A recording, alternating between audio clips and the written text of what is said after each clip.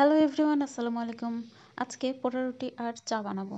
রাতের ডিনারের পরে আসলে খেতে ইচ্ছে করছিল আবিরেরও আমারও, তো এর জন্য আসলে রাতেই বানাতে এসেছি। আর এই যে পাউরুটিগুলো দেখছেন চ্যাপটা, আসলে এগুলো ফুলকো ছিল। সে ব্যাগের মধ্যে আনতে গিয়ে আসলে ওগুলা চেপটে গেছে। তো যাই হোক, আমি পানি গরম দিয়েছি। এই যে ফার্মের ফ্রেশ দুধটা দিয়ে আসলে চা বানাবো, একদম ঘন করে একটা অনেক সুন্দর একটা চা বানাবো। সাথে একটু গুঁড়া দুধ দিব। আর এই ফার্মের ফ্রেশের এই দুধটা কিন্তু খুবই মজা লাগে, খেতেও লাগে, আবার চা তো অসম্ভব সুন্দর। তারপরে বাটার বের করে নিয়েছি।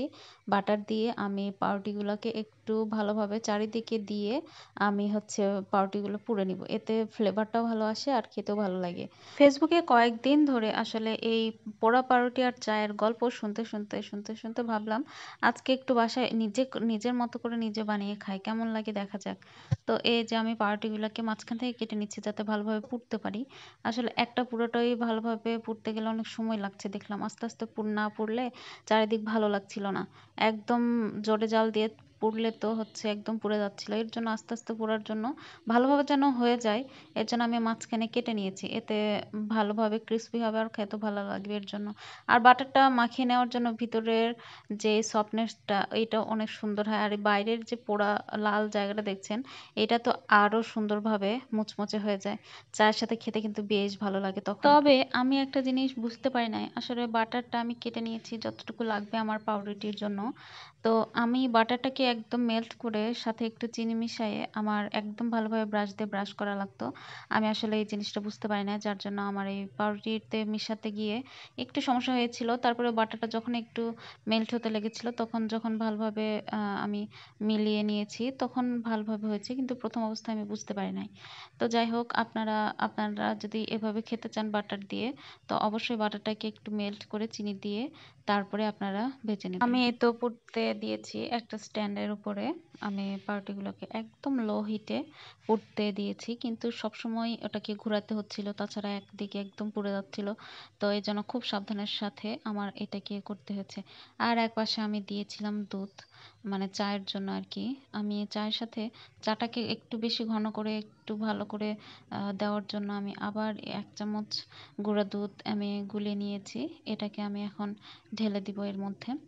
আমার আসলে ওটা ঢেলে দেওয়ার আগে আমি আসলে লিকার আর চিনিটা দিয়ে দুধটাকে একটু জাল করে নিচ্ছিলাম, যাতে রংটা গাঢ় হয়ে যায়। গাঢ় হওয়ার পরে তারপর আমি ঘন দুধটা দিয়ে দিলাম।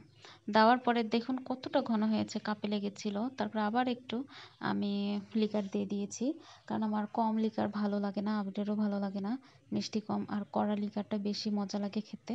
আর দুধ ঘন হবে তো অবশ্যই, এটা তো মাস্ট হতেই হবে। আসলে এতটা চাখোর আমি না, আমার জামাই আসলে চাখোর। ওর আসলে দুধ চা যদি একদিন দিন না খায় ওর খুব ক্রেভিং হয়। তো ওর জন্য মেনলি আমি বানাই, আমি আমার খাওয়ার জন্য এতটা বানাই না।